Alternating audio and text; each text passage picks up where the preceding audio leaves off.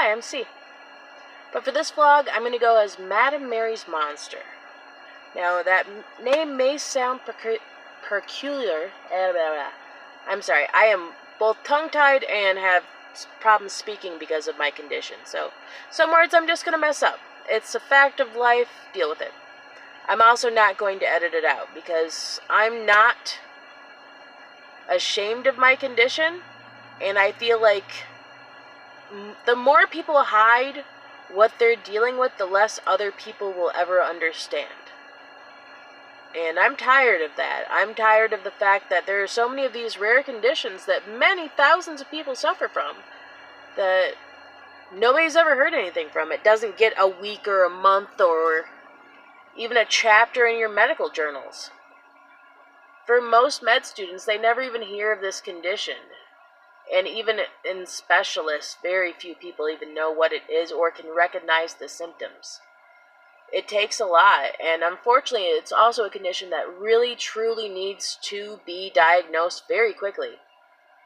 Like, the reason I'm having a problem speaking, and the reason now I have permanent drooping on this side of my face, versus this side of my face, is because I went 5 years undiagnosed. Now, with that, I also got 2 trips to the wacko basket because people thought I was faking. Or they were, a bunch of times I've been told they're panic attacks. Like, no, it's not. I know what a panic attack feels like. This is different. And the moment that I knew for positive that I was not crazy was the day I found it. The day I found an article that had this woman who was saying how she was hiding this condition from her family because they already thought she was a hypochondriac. And she had the same droopy face. Then I Googled further, and I found out the thing where my eyes will start to... These muscles here will start to twitch in and out violently, and then my eyes will start to dart back and forth, and then up and down and roll, and then stay in the back of my head while my face is spasming uncontrollably. And then, so yeah, that's fun. I can't talk most of the time when that happens. Every so often I can. I can fight it off for a little bit, and also there's a trick that if you press right here, it will stop. Unfortunately, that's not a permanent fix, being able to press right there. I mean, you're only going to be able to hold your arm up there so long, so it is what it is. But it is a great help if you are stuck in a large building with fluorescent lights and you cannot get out quick enough. You press that spot, you get a few more minutes, because I've had that happen before where my significant other was not sure if I could even make it back to the car. And that's my weekly. That's my weekly. This illness is considered an invisible illness, as in right now you can't really tell there's much wrong with me.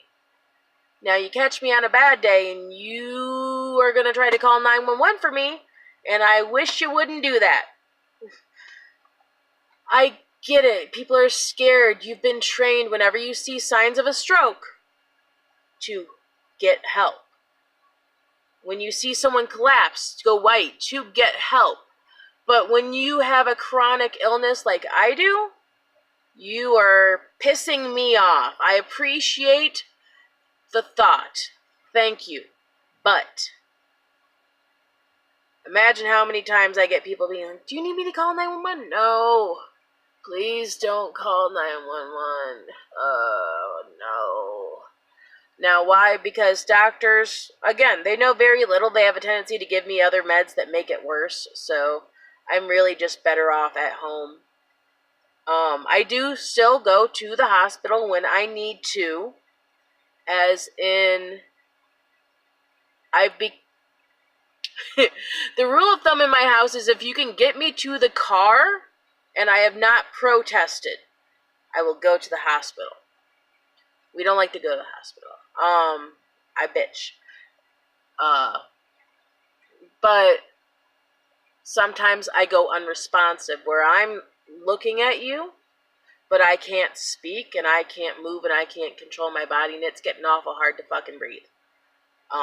Obviously, you've heard me speak now for a few minutes. This is not going to be a very safe for work, kid-friendly type blog. Shut up, phone. I have a hard enough time finding words that I'm not trying to change the buffer I use, which is fuck. It works well for me. I'm going to continue to fucking do it. If you got a fucking problem, go the fuck away. That's how it works.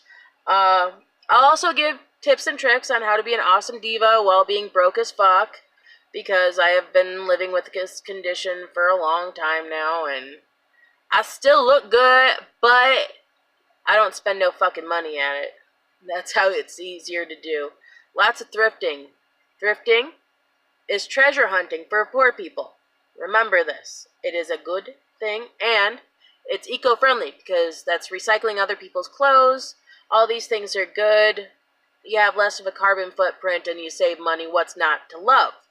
Anyway. I'll also tell you different things I've found that help me. Now, at no point am I point blank giving medical advice. I am letting you know of my research for you to do your own research and to ask your doctor. If these things help you, that's fucking fabulous. I am so happy to be able to help, and that's why I'm doing this. But don't say, oh, Madam Mary's Monster told me to take this, blah, blah, blah, because Madam Mary's Monster told you something that helps her, and not all of our bodies are the same, and everybody needs to recognize that. We all have different needs and different conditions. Even this condition is not the same from person to person, from episode to episode. It's always changing, and lately for me it's been getting worse. So that's one of the reasons I've decided to do this blog. One was because of how I'm repeatedly treated in hospitals, because they think that I am having actual seizures and not seizure-like episodes, so I can see, hear, and feel. People are rude as fuck when they think that you don't know what's happening to you. And that is very wrong. They need to stop doing that to people. Because I know it's not just me. This has happened multiple across the boards. And last time I heard a nurse say, pseudo-seizure, when this other woman was cussing up a storm. So, and I'm losing my memory, really rapidly. My short-term memory's almost complete crap at this point. I have lived, apparently, a very extraordinary life. At least that's what I'm told. I don't know, I just lived. But apparently I did a goddamn good job of it. Thank fucking God, because I won't be able to do that good on the last 35. But let's hope I even get that far.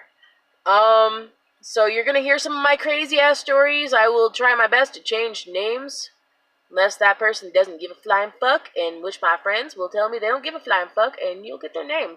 But more than likely, it'll be a nickname, and you're going to be like, how the hell did they get that nickname? And that might be a story for a different day.